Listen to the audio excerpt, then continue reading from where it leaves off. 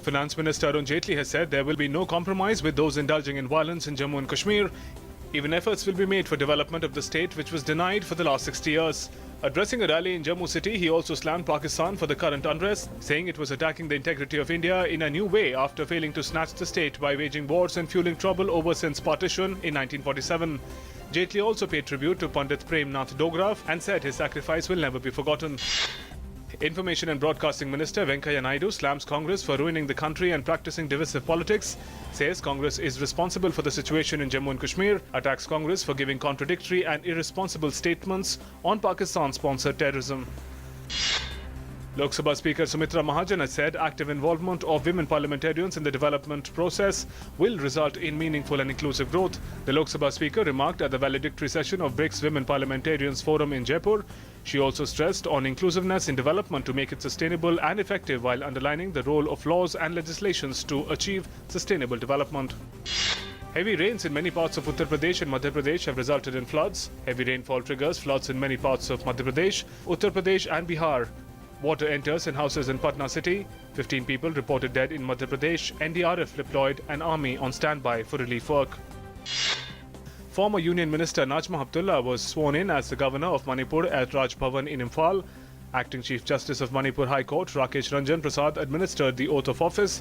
Heptullah, the 18th Governor of the state, replaced Shanmuganathan, who was holding the dual charge of Governor of Manipur and Meghalaya. The swearing-in ceremony was attended by Chief Minister Okram Ibobi and his cabinet colleagues, among others.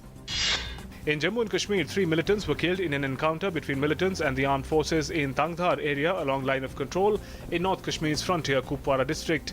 An army spokesman said no security personnel was hurt in the encounter. A special session of Gujarat and Chhattisgarh assemblies will be convened from Monday to ratify the Constitution Amendment Bill on Goods and Services Tax. A 2-day special session of the assembly will be beginning tomorrow, while a 1-day special session of the Chhattisgarh Vidhan Sabha will be convened tomorrow. Afghanistan's former President Hamid Karzai has appreciated Prime Minister Narendra Modi's statement on the human rights situation in Balochistan and said that he understands the situation in Pakistan's beleaguered province. In Turkey, at least 50 people were killed in the southeastern city close to Syria when a suspected suicide bomber linked to Islamic State jihadists attacked a wedding thronged with guests. Turkish President Recep Tayyip Erdogan said the IS extremist group was the likely perpetrator of the bomb attack in Gaziantep that targeted a celebration attended by many Kurds.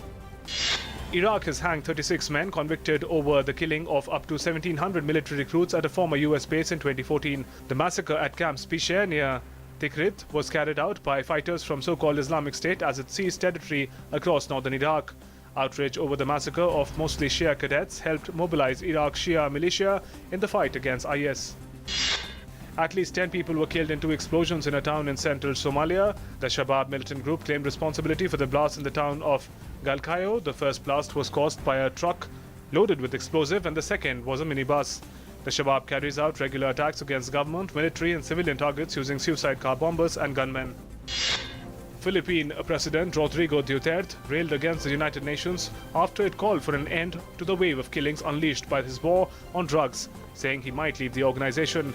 Duterte also said the Philippines will invite China and African nations to form another global organization in place of United Nations, as world body is not doing enough to address hunger and terrorism. World highest and longest glass bottom bridge has opened to visitors in central China, some 430 meters long and suspended 300 meters above the earth.